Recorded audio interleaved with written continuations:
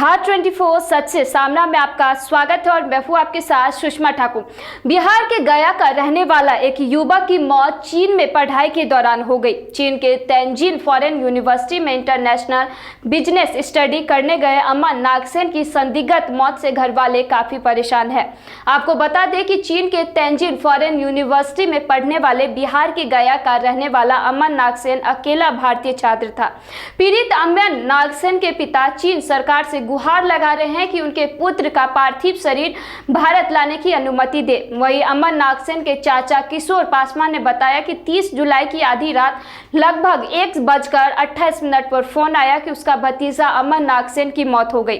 अमन एक होनहार और तेजस्वी युवक था, जिसकी मौत के बाद बिहार के गया में उसके परिजन और पहचान वाले लोगों का रो रो कर बुरा हाल है। मृतक के परिजन ने बिहार सरकार से भी चीन एम्बेसी से सरकार के स्तर पर वार्ता कर मृतक छात्र के पार्थिव शरीर को भारत लाने का आग्रह किया। हम लोग 3 भाई हैं, तीनों भाई में मेरा एक ही पुत्र था। खानदानी खत्म हो गई, उसकी चाइना में मृत्यु हो गई।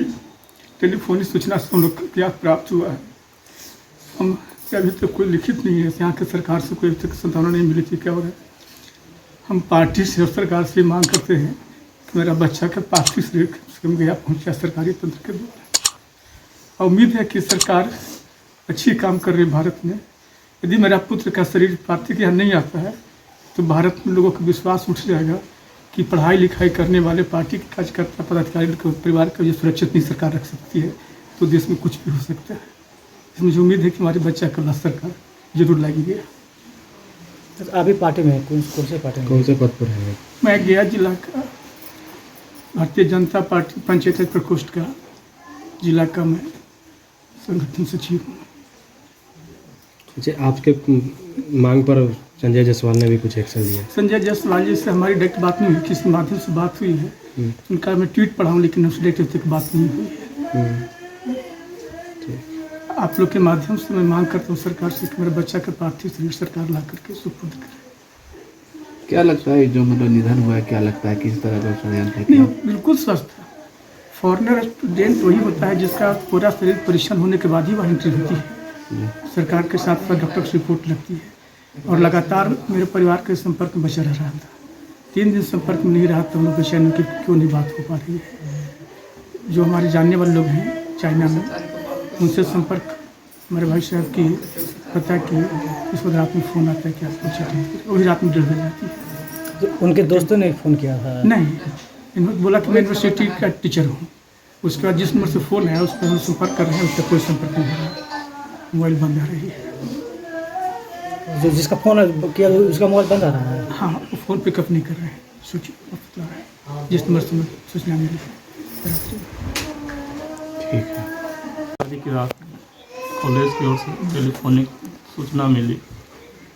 जो सूचना मिली उसके हम लोग को सूचना मिला कि आपका पुत्र अब नहीं रहा। उसके आगे पीछे हमें कोई जानकारी नहीं है।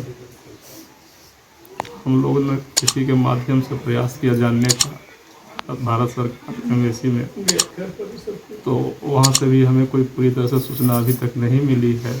तो बात हुई है और उन्होंने यह सिद्ध किया कि हमारे पुत्र अब नहीं रहे। कहाँ रहते थे और क्या करते थे वो तेंजिन फॉरेन यूनिवर्सिटी चाइना में इंटरनेशनल बिजनेस की स्टडी कर रहे थे, ग्रेजुएशन का। वो 2 साल से लगातार वहाँ रह रहे थे और उसी के बीच में इस घटना हुई है। क्या थे वहाँ? ये 2019 सितंबर में गए थे, तब से लगातार उसी कैंपस हॉस्टल जो होता है कॉलेज का, उसी में रह रहे थे। क्या सूचना क्या मिली आपको? सूचना हमें कुछ नहीं, जो भी टेलीफोनिक सूचना मिला सीधा कि आपका पुत्र अब नहीं रहा। कोई कारण अभी तक हमें सरकार ने भेजी है और न यूनिवर्सिटी की ओर से सूचना दी गई लिखित रूप में। क्या आपको लग रहा है इसके पीछे, आपके पीछे? नहीं, हम लोग तो जब देखे नहीं, कुछ जानकारी नहीं है, तो हम लोग कुछ कहने में असमर्थ हैं। बस हम लोग से यही है, मांग है, सरकार से उम्मीद है कि वो इस बारे में जानकारी ले और उचित कार्रवाई हो। और सबसे मुख्य जो है हम लोग की मांग सरकार से, हमारे पुत्र का पार्थिव शरीर मेरे घर पे पहुंचे सरकार के माध्यम से। यही हम लोग के मांग है सरकार से, और कोई हमें मांग नहीं है। इससे पहले बात कभी हुई थी, 2-3-4 दिन पहले कुछ? हाँ, हम लोग के 23 तारीख को उससे बात हुई थी। 23 के बाद हम लोग नहीं कम्युनिकेशन कर पाए और 29 को एक ही बार रात में हम लोग को सूचना मिलता। कभी ऐसा कुछ लग रहा हो कि बीमार है या कोई नहीं, डर मेरा है? पुत्र से एकदम स्वस्थ था, मेंटली हेल्थली हर तरह से परिपूर्ण था। ऐसा किसी तरह से हम लोग कोई बीमारी उसे नहीं थी जो हमारी जानकारी है। क्या नाम हुआ?